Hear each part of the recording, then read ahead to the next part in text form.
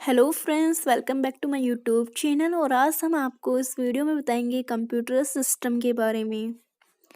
तो आइए शुरू करते हैं। हम इस वीडियो में कंप्यूटर सिस्टम के बारे में जानेंगे। इस वीडियो में हम कंप्यूटर सिस्टम अपने आसपास के वातावरण से बातचीत करने के लिए कंप्यूटर पेरिफेरल्स या इनपुट आउटपुट डिवाइस का उपयोग करता है। कंप्यूटर अपने जो आसपास का जो उसका वातावरण होता है उससे बात करने के लिए इनपुट या आउटपुट डिवाइस का यूज़ करता है। अब आपको इसमें देखना है कि इनपुट डिवाइसेस कौन से होते हैं और आउटपुट डिवाइसेस कौन से होते हैं। कंप्यूटर पेरिफेरल्स को मोटे तौर पर 3 श्रेणियों इनपुट, आउटपुट डिवाइस और इनपुट आउटपुट डिवाइस में विभाजित किया जा सकता है। जैसे आप यहाँ इसकी सहायता से देख सकते हैं कि इनपुट डिवाइसेस कौन से हैं और आउटपुट डिवाइसेस कौन से हैं। मैं आपको यहाँ ड्रॉ करके बता देती हूँ कि इनपुट डिवाइसेस और आउटपुट डिवाइसेस कौन कौन से हैं। जैसे इनपुट में आएंगी keyboard, optical pen, joystick, scanner, barcode reader. और आउटपुट में headphones, headset, screen, inkjet printer, speaker, plotter और लेज़र प्रिंटर। इसके बाद है इसमें इनपुट और आउटपुट डिवाइसेस। तो इसमें देखेंगे जैसे digital camera, pen drive, touch screen, CD DVD, webcam, fax, modem और स्पीकर। ये जो सारे हैं वो सारे हैं input output devices. Input devices इधर वाले हैं और आउटपुट डिवाइसेस ये हैं और ये जो बीच वाले हैं वो है इनपुट आउटपुट डिवाइसेस।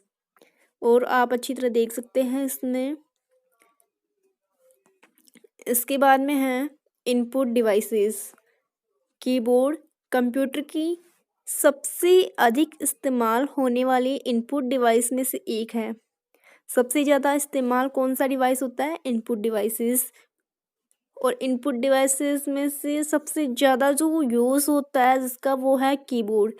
कीबोर्ड एक इनपुट डिवाइस है और इसका सबसे ज़्यादा यूज़ भी किया जाता है इनपुट डिवाइसेस में से, जिसके द्वारा संख्या, अक्षर, अल्फ़ाबेट और विशेष कैरेक्टर जिनको स्पेशल कैरेक्टर कहा जाता है को कंप्यूटर में इनपुट किया जाता है।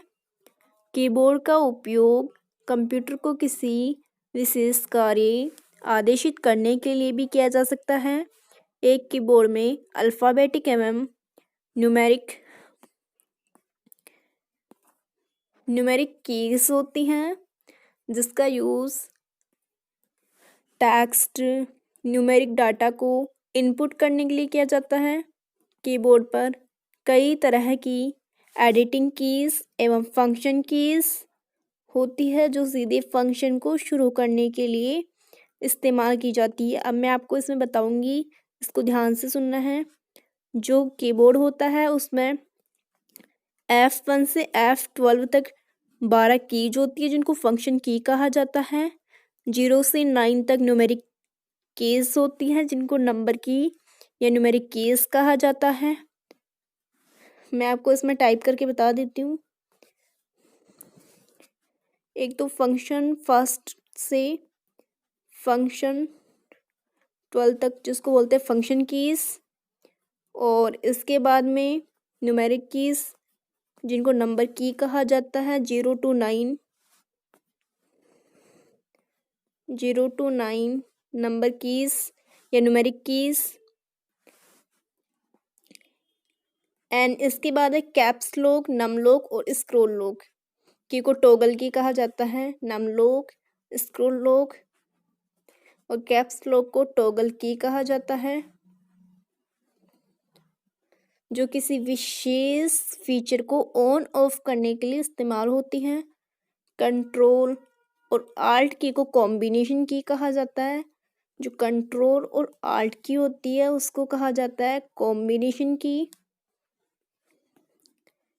क्योंकि यह अधिकांश कीबोर्ड नंबर्स इनपुट करने के लिए अलग संख्यात्मक पेड़ अनुभाग न्यूमेरिक कीपैड के साथ आते हैं। इसके बाद है पॉइंटिंग डिवाइस। अब इसमें देखना पॉइंटिंग डिवाइस किसको बोलते हैं और इसका यूज़ अपन कैसे करते हैं। पॉइंटिंग डिवाइस में आते हैं जैसे mouse, track ball, touch pad, track बिंदु, ग्राफिक्स टैबलेट, ये सारे आते हैं। और इसके बाद में है जॉयस्टिक और touch screen.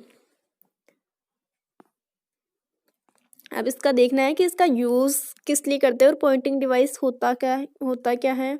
Graphical user interface GUI को जो कि बड़े पैमाने पर इस्तेमाल किए जाते हैं में स्क्रीन पर कर्सर की स्थिति बताने के लिए पॉइंटिंग डिवाइस की आवश्यकता होती है।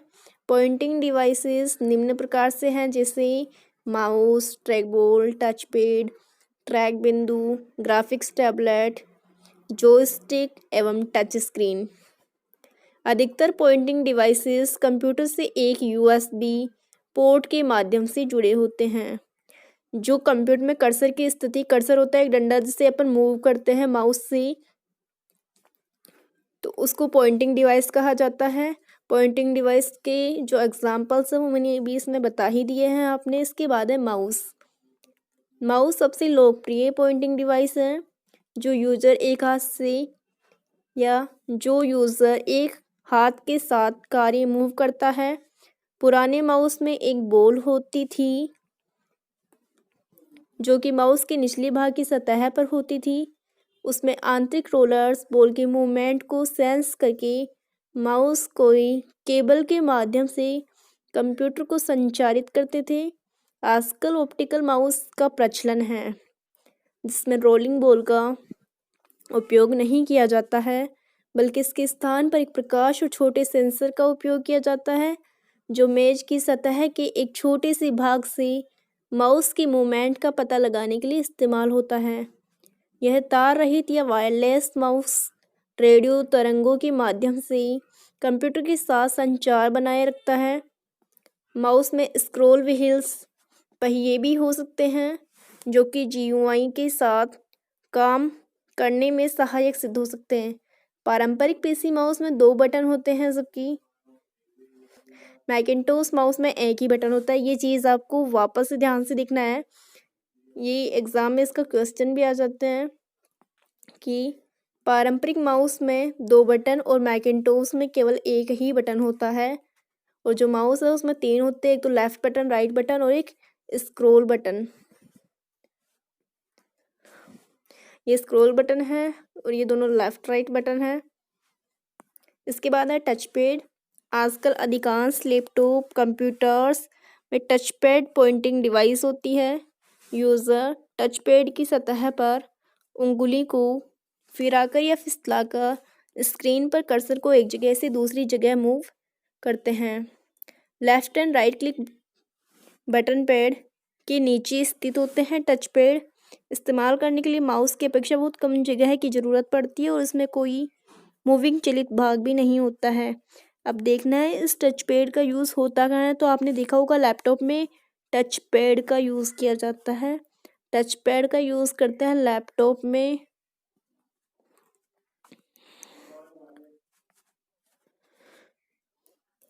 इससे नेक्स्ट है ट्रैक पॉइंट।